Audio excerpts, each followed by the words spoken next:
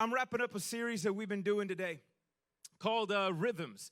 And the whole point of Rhythms is how to find rest for our souls. And we have been looking at one important rhythm that we all need to have in our lives, and that's learning the rhythm of rest. Right? We talked about that, what honoring the Sabbath means, taking one day off a week. Why? Not only for your spirit, for your body. That's the technical, like that's the little element of it. But we talked about the point of the Sabbath is from learning to stop and having that rhythm of rest is knowing that there's a work that you and I can rest from forever, that we don't have to work to earn God's love and approval. That's what Jesus worked and did it for us. So that was a big point of that. But then hold on, I know we can't always take every day off, right? That's only one day. What about the rhythm of every other day of the week? We've only been talking about one rhythm, this day of rest once a week. But what about the other six? Well, I only got one day, one thing to tell you about what you should do, not just those 6 days, but honestly, every single day. The thing that we're going to talk about today is something that God wants us to remember because it should be a part of our daily rhythms. And the daily rhythm is making it personal. Making it personal, all right? If you're watching me online, I want you just to repeat it, put it on the chat, make it personal. I can say this because I'm not alone today. Say make it personal with me. All right, it's so weird. Okay, anyways. All right, listen, we're going to start here, all right? Now, you and I know making it personal is powerful. We've all had that one individual, we've all had that person who made it personal, stepped into our lives, right, and said that one word, brought that one encouragement, put their arm around us, right, or just listened to us. We all have that person that made it personal, stepped into our lives, and made a difference, right? We all have plenty of those. We got parents, coaches, teachers, friends, family, strangers even, right? We all have those moments. We all need, here's the thing, you and we need that. I need that. We all need people who are willing to make it personal and step into our lives. The reason why is because we all have a tendency to check out. We all have a tendency to check out when things get difficult.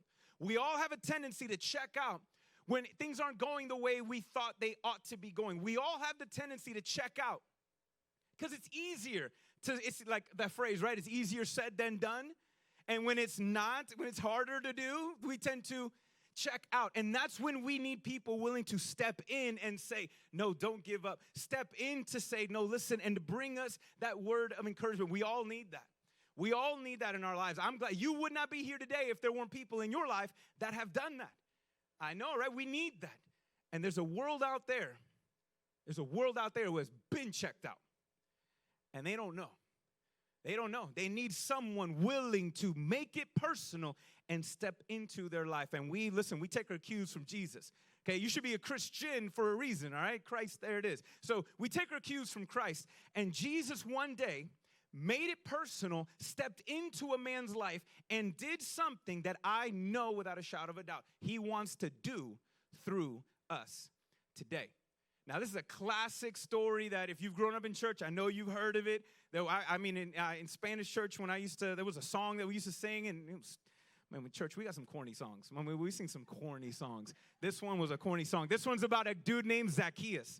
All right, I'm not even going to bother you trying to tell you about how Zacchaeus said, "El nombre de chico." No, I'm not even going to go there. All right, listen, Zacchaeus is a story we're going to talk about today. Jesus showed up and made it personal in his life. Now, I know when I say, all right, hey, I'm giving you one more thing to do. You're like, yo, pastor, I'm already busy.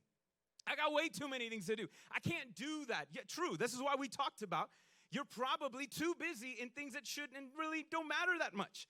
This is something, making it personal, showing up in someone's life is something that needs to be a part of the rhythm of every single day. If you're a parent, you got to learn to show up in your kids' lives every single day. If you're married, you got a relationship, you got to show up every single day. You don't take a day off on that one, all right? You got friends, family, all this. You got to be willing to show up. And so with the story of Zacchaeus was interesting because Jesus was busy. And if there was anybody who had an excuse to say, look, I got a lot on my mind. I got a lot on my plate right now. I'm trying to save the world, so can you just give me a second, right? If there was anybody, it would be Jesus. And here's the thing. The story of Zacchaeus is interesting because Jesus is literally on his way to Jerusalem to die on the cross. He is on his way. Well, we're going to pick up the story right now. It is there. It is about, and he takes a detour. to the city called Jericho. He didn't have to. He did it because there was someone there. See, that's the beautiful thing about Jesus, is that even if it's just one, it's worth it. Like, he makes it just for that one. And so Jesus goes out of his way, makes a pit stop, a detour into Jericho on his way to Jerusalem. And he stepped into Zacchaeus' life. I'm going to read the whole story, so we're going to put it up. If you don't got the Bible, it's okay. I got you. All right, we're going to put it on the screen. Those of you that are here today, everybody, those online, let's read it together. I'm going to read the story straight through, and we're going to read Zacchaeus chapter 19, verses 1 through 10. So now Luke was not an apostle. Luke was not there to write this, but Luke at the beginning of his gospel, he actually wasn't even a Jew. He writes down and he does an investigation to write down an account of the life of Jesus. And here he took eyewitness accounts, wrote this down, and now we have Luke's interpretation and Luke's research. And here's what Luke wrote down. All right, he, being Jesus, entered Jericho and was passing through. Again, where's he going? He's going to Jerusalem to die on the cross. There was a man there named Zacchaeus who was a, keyword, chief tax collector, another keyword, and was rich. Zacchaeus was trying to see who Jesus was, but he was not able to because of the crowds, since he was a short man. So, hey, all you vertically challenged people, all right, this the story's for you. I'm just kidding. So, running ahead, he, being Zacchaeus, climbed up a sycamore tree to see Jesus, since he was about to pass that way. When Jesus came to that place, he looked up and said to him, Zacchaeus, hurry and come down, because today it is necessary for me to stay at your house.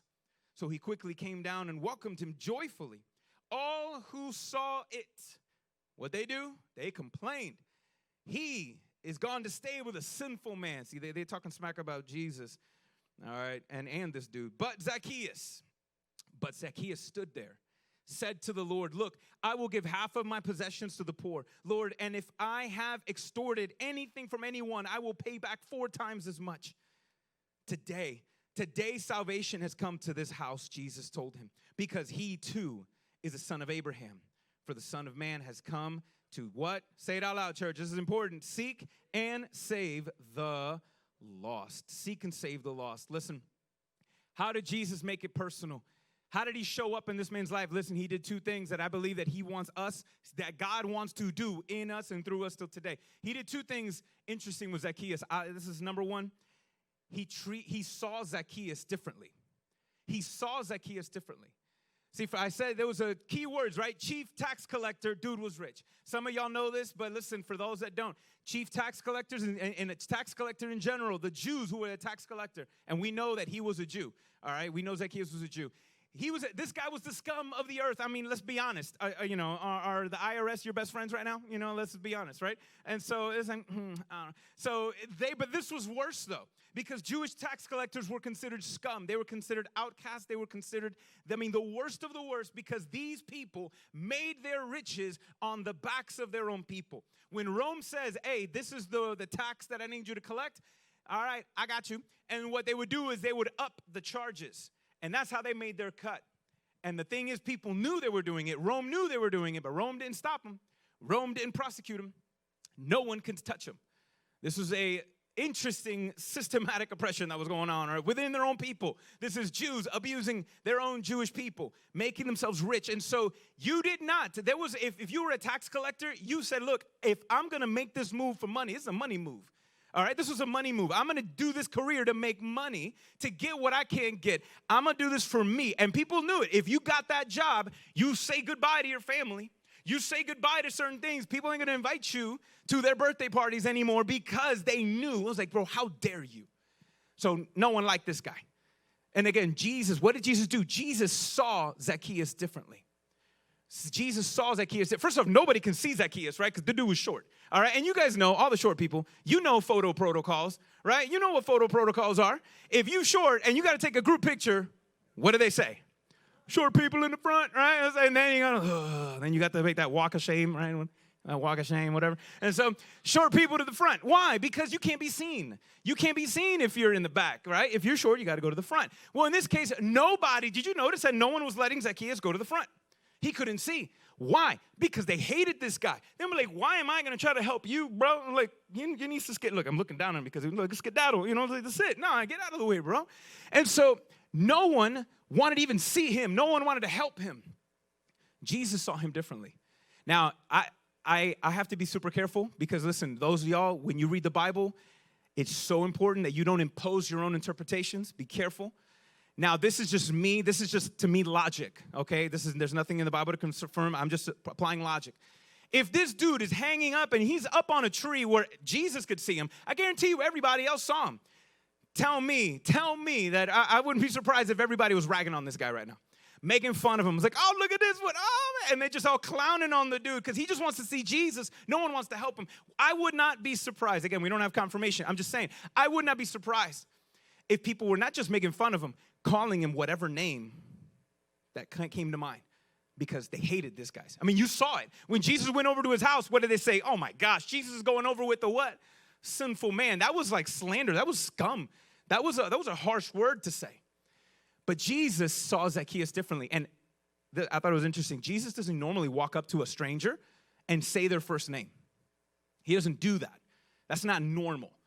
But what did the scripture says? He saw up, said, hey, Zacchaeus. He'd never met him before. Listen, the doctors, psychologists, they say that even though you might hate your name. I kind of don't like my name. My wife, Alicia, she don't like her name. She just says, I love her name. She don't like it. I'm pretty sure some of you are like, I just hate my name. But psychologists say that there's just something about that we love to hear someone else call us by name. There's something unique about that, something that just hits us. So in the midst of probably a crowd yelling and calling him all kind of names, here's Jesus and actually calls him by his name. It says Zacchaeus. He saw him differently. Where everybody else saw up there in a tree, where everybody saw a greedy man, Jesus saw a lonely man. Where everybody else saw someone who was abusing his power, Jesus saw someone who was abused himself. When everybody said, look, there's a rich man up there, Jesus saw someone who was poor in the things that mattered most. When everybody up there and said, oh man, look, that guy's a thief, Jesus saw someone who was robbed of relationships and love and dignity. Jesus saw Zacchaeus differently. And see, you and I, we struggle with that. Let's be honest. We all struggle with seeing each other differently because since we don't know everything about each other, it's impossible. We tend to fill in the blanks with our assumptions, misconceptions, misinformation. Why are we seeing right now everything happening, all the frustration online, in the streets, everywhere? Why? Because everybody's just filling in the blanks. Everyone's filling in the blanks instead of doing the work of, just actually getting to know and just, humbling themselves. We're allowing either culture to fill in the blanks for us, our own experiences to fill in the blanks, and we can't see each other the way that we should.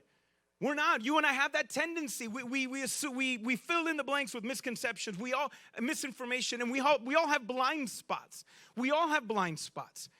And see, when you can't see someone, when you can't see them for who they are, then what you do, you might mean well. Everything you might say might mean well, but it doesn't do anything meaningful because you don't really see the problem. Listen, my youngest, JJ, I forgot, how old were you when you broke your leg? 5? You're like 5, right? 6 o'clock. 6 o'clock. Wow, I'm still not awake. 6 years old. All right, 6. I was there. I was on the driveway, and I'm watching my oldest and my youngest on a skateboard. They're going down the hill. The driveway. JJ's on the front. He pops off. My oldest son, twice his age, twice his size, keeps going, rams in the back of his leg, and then I see it. JJ is flopping like a fish out of water. I mean, I could tell. I'm like, he broke his leg. No. I went running over to him. I calmed him down. I picked up his leg, and I'm just trying to calm him down. I'm inspecting the leg. I'm like, okay. Don't be broken. I don't want to pay for this. Don't be broken. That's just me. I'm being selfish right now. I'm just being honest. And I'm looking. I was okay. Everything looks okay. There's no pure snaps. There's no nothing. His leg's not all this way. I'm like, okay. Okay, just calm down. I pick him up, take him inside, give him Tylenol, put an ice pack, trying to calm him down. Obviously, he's in pain. I get it. And so I was like, he's already 6, right? He's 6. And as the day goes on, I'm like, no, I don't want to go to the hospital. No. He's fine. He's fine. And we're just going, and I'm just rationalizing in myself because I didn't want to go through the hassle. I didn't want to have to find out and all those things, whatever. So we're going. The day goes on. It's finally nighttime. And this is, I got to tell myself, I'm not proud of what I did. I'm not proud of how I treated him at this moment. Which, buddy, if I haven't apologized, I'm apologizing right now. It was at night. He was sleeping next to us in the couch, and he was still whining, still complaining. And that's when I had it. I was so frustrated. I literally just said, in essence, just suck it up. Like, it's okay. You're fine. It'll get better. You're fine. And just suck it up. I'm total horrible dad move 2 weeks before Father's Day. So anyways, and I was a jerk. I was lazy. I was frustrated. I don't know, whatever. I don't know why I did it. I was a jerk. Until my wise wife finally said, I think we need to take him to the hospital. I'm like, fine, I can't. So we go. To my shame, there it was, spiral fracture on his leg. But I was confused. The problem was, I was giving him everything. I was trying to do everything I needed. I elevated the leg. I put ice. I gave him Tylenol. I did everything that I needed because I could not see what the problem was. It was deeper. And here's the thing. There was nothing in the leg that showed it was crooked. There wasn't even no bruising. Nothing. It looked normal. So then I made an assumption. He's fine. But he was really hurting. And everything I was doing, I meant well, but it was not treating the situation. I needed an x-ray machine to see what I could not see. And when we saw it, I felt like junk, but then we actually applied measures that actually helped bring healing. Why are we not seeing any healing and progress right now? Because we are all looking at each other and we don't see the problem, and we're applying Tylenol and applying this and applying that when the leg is broken, and we don't see what the issue is. That's an issue we have, and we need not just a machine. A machine can't do this. We need God to give us those eyes to see, to look past our blind spots, to look past our misconceptions, to look past everything, to see the person for what they are, to see what the real problem is.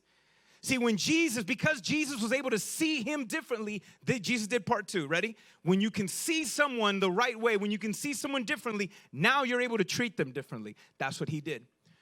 A lot of times, Jesus just would give a passive word to somebody. He would say, your faith has made you well. Rise and walk. And he would do these little passive moves. Hey, go, your servant is healed. There was a lot of times Jesus just gave a word, and that was it. But this time, he doesn't give a word. He doesn't say, Zacchaeus, come down. No, that God loves you, and your faith has made you. No. He goes, Zacchaeus, I need you to come down because it's necessary. I got to go to your house right now. I'm sliding over right now. I'm imposing myself right now. I'm going to your house, Zacchaeus. Get down. Let's go. I'm hungry. I don't know. Let's go. Come on. I got stuff to do. Chop, chop. I'm going to your house. It's necessary. Listen, Jesus was willing to not just give him a passive word. Jesus was willing to step into his experience. Jesus was willing to have Jesus was willing to associate with someone that no one wanted to associate with. He was willing to have a relationship and step into someone's life that no one had. They had just threw him off. I was like, nah, we don't interact with those kind of people. And they criticized Jesus for it, but Jesus did it anyways because, see, Zacchaeus, as rich as he was, as powerful as he was, chief, tax collector, rich, there was something that Jesus had that says, there's something that's in Jesus I don't have. I need to see him. There's something that Jesus has I can't buy. I need to get to him. So he climbs that tree to get to him. And Jesus says, no, that's not the way. That's not the way. Come on, get down. I got to go to your house. I need to go to your house. See, this was important for us to realize this, guys. See, Jesus was willing to treat him differently. And what happened? Because he saw him differently, he treated him differently, Zacchaeus became different, right? His life was transformed. Right? He says, I'm going to give all the money away. If I've extorted, if I've done, I want to make things right. And Jesus said, salvation has entered this house. Listen, please listen. Zacchaeus was not saved because of what he was wanting to do. He's like, all right, God, I'll make it all right if you make it right with me. And oh, no, okay, now you're saved. Because no, that's saved by works, by your efforts. That's not it. He was willing to make things right because something clicked inside of his life. God made him right at that moment. And because his heart was transformed through the love of Jesus, he said, I want to do this now. I'm not doing it so that I can get something. No, I've gotten something from God, so I want to now give. And his life was changed because Jesus saw him differently, treated him differently. And that's something that we need to be able to do as well, because see, the problem is you and I are Zacchaeus in the story. You and I are the crowd who criticized Jesus for hanging out with somebody because the crowd failed to see Zacchaeus differently. But let's be honest, Zacchaeus failed to see others differently, and he didn't treat them well. He didn't treat them well. See, when we fail to see people in the image of God that they are created, you don't treat them like a human being. Why do you think all this, the systems like communism and socialism commit some of the craziest atrocities? Because at the core of that, at the core of their feeling is you are not a person. You are not a person that is made in the honor and the image of God that deserves to be treated with honor and dignity. You are just a body. You are just somebody, a pawn. You're not deserving of. See, this is when we can't see each other and see the image of God that we carry.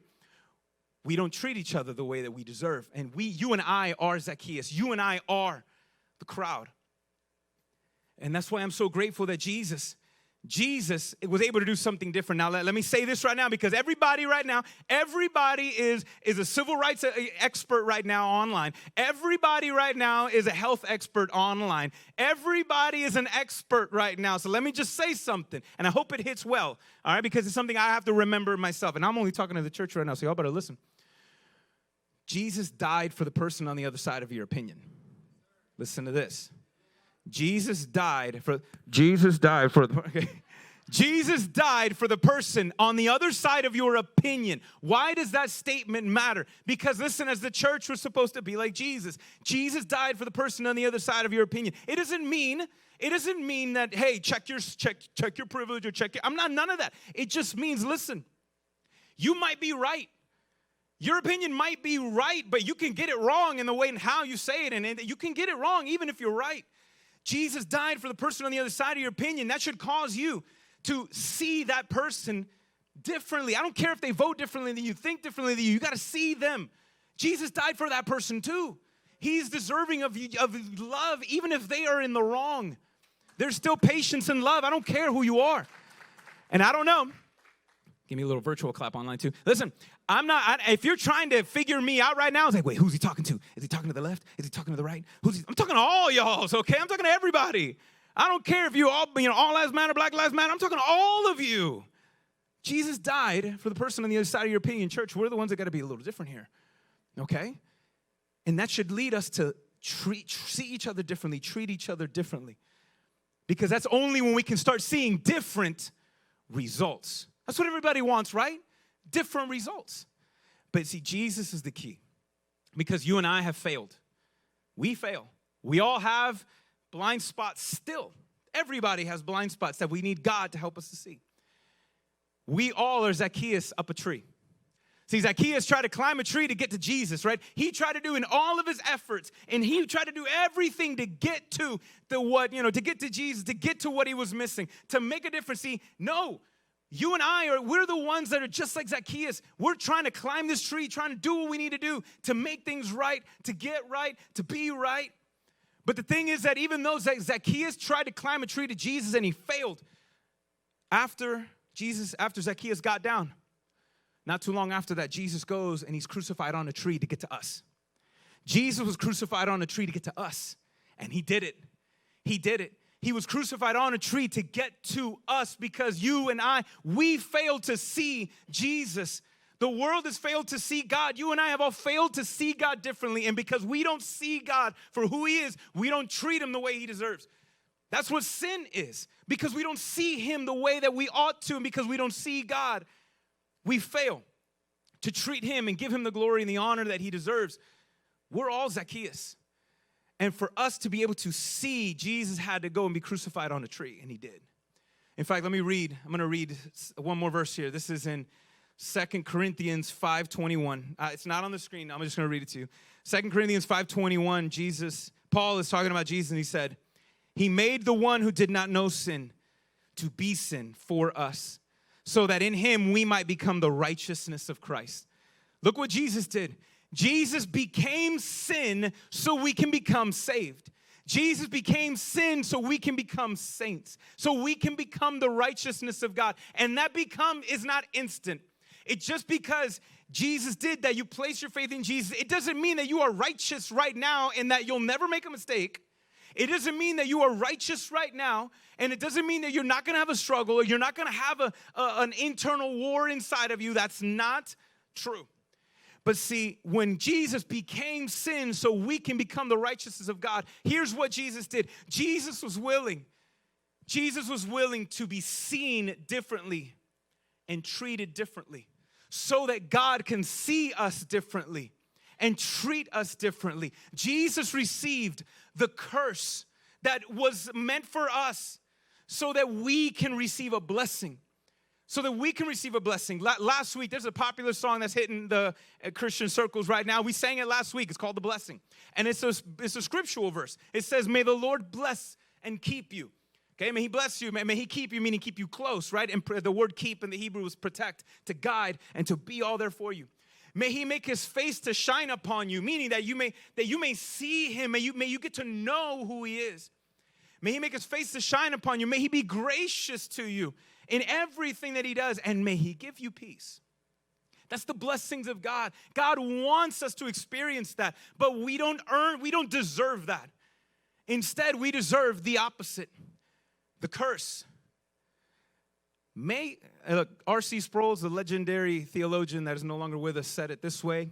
I'm going to say how he said it. Excuse the language.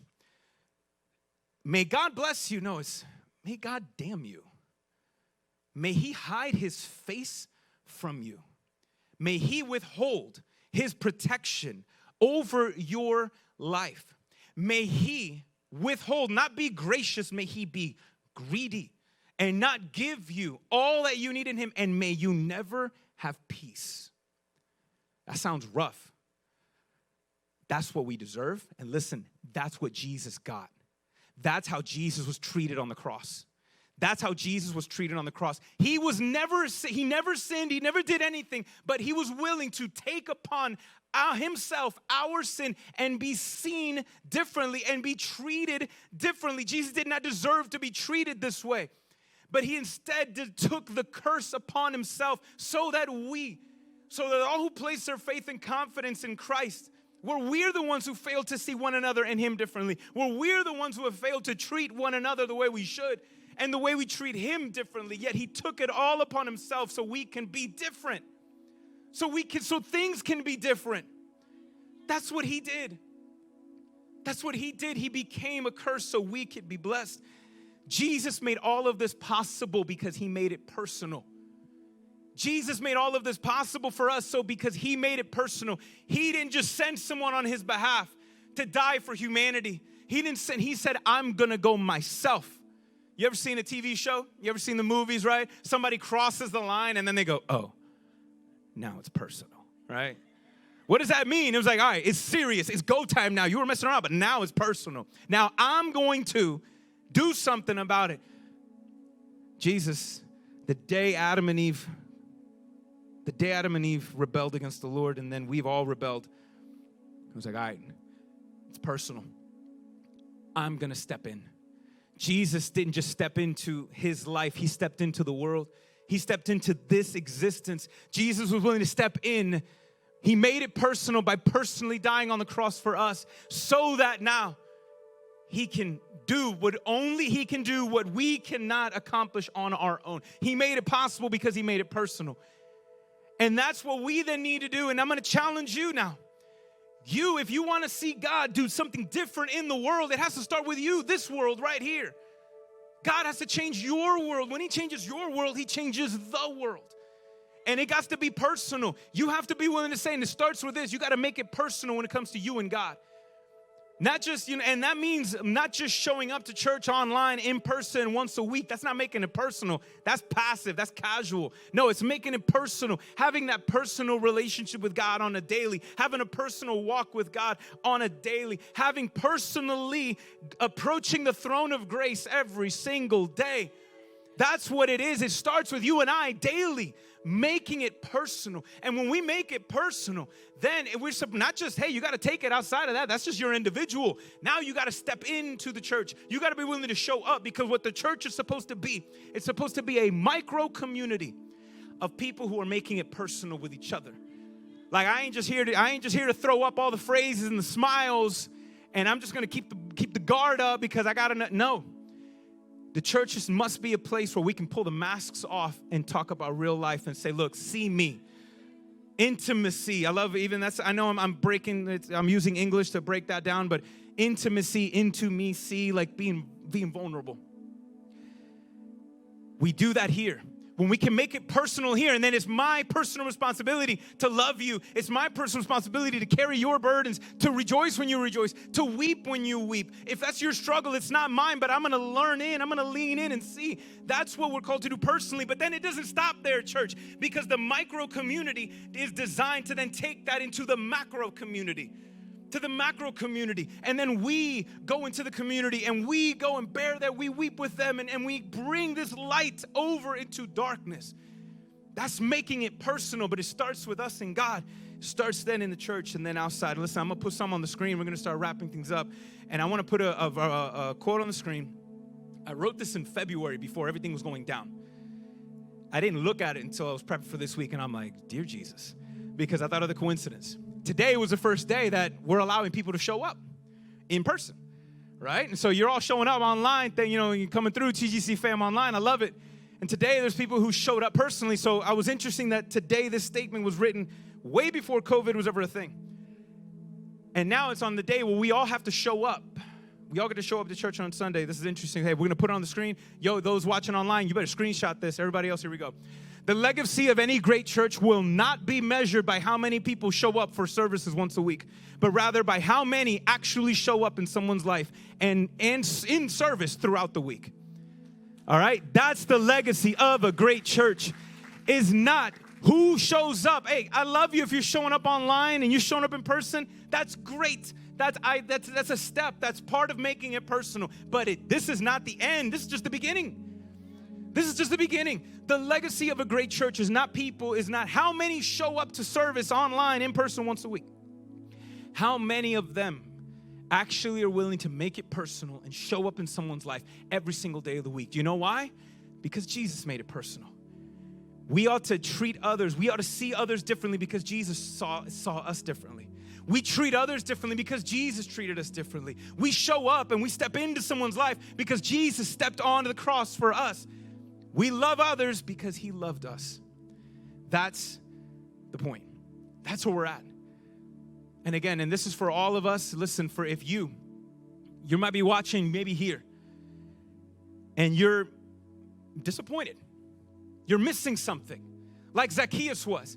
Zacchaeus felt he needed to climb a tree to get to Jesus. And it wasn't enough. It wasn't enough to get to him. There's a lot of us here. There's a lot of us online. There's a lot of people not watching.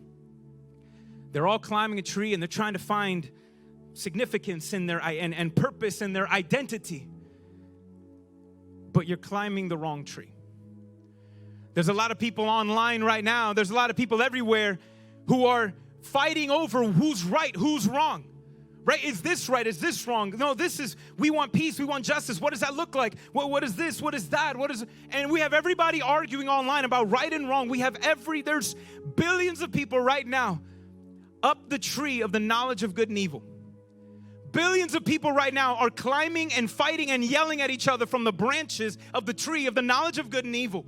And that only leads to death and destruction because everyone's arguing about who's right with no framework of where to begin. It's like, how can you call C.S. Lewis says, how can you call a crooked line straight if you don't know what a straight line looks like? That's our culture. That's our culture. We can't see each other differently. We can't treat each other differently. But then we have to remind them, just like Jesus reminded Zacchaeus, you need to get down from that tree. It's necessary you get down from that tree. We got to tell other people, listen, it is necessary you get off that tree because there's another tree. There's another tree. There's another tree that Jesus died on. There's another tree that Jesus restored, that tree of life, by surrendering his life on a tree. There is another tree. It is necessary that you get down. It's necessary. There is another option, and you're not going to find it. You want to find true peace? Peace is not an idea. Peace is a person. It's Jesus, the Prince of Peace. Peace is a person. You are going to be disappointed constantly if you're trying to pursue this idea of peace and you don't want to start with the person. You want justice? Justice is Jesus. Justice is a person. It's not an idea. Everything that our culture wants right now, everybody, it is not a thing to grasp. You're climbing up a tree, you're not going to make it. It's necessary that we get down in church. It's necessary that we show up and in love. There's another tree.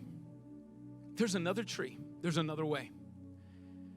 And see, and I want to ask you as we wrap up to pray this prayer. We're talking about rhythms, right? How to find rest for our souls. Listen, a restless world will never find rest from their souls until we be like Jesus and tell them, y'all got to come down, listen to the tree. Until we are willing to see others differently, treat them differently. We can only do that because of Jesus. Because Jesus saw us and treated us differently, we can do the same. So guys, may we all pray that prayer today. May we all pray that prayer today and say, Lord, give me eyes to see people differently. And give me a heart to treat them differently. It's not compassion if there's no action next to it. That's pity. Compassion without action is pity. That doesn't do anything. Lord, help me see people differently. Help me treat them differently. Lord, you fill in the blanks. Help me to see them the way you see them and treat them, not the way they deserve. Help me treat them, God, the way if it was you. So you can turn the way you turn Zacchaeus' life around, God, that you may turn our lives around, that you may turn the world right side up. That's a rhythm that we need to pray daily. That's a rhythm that we need to have daily. And listen, I believe it if we develop that rhythm. If we develop that rhythm, we're going to see God do miracles through his love in us.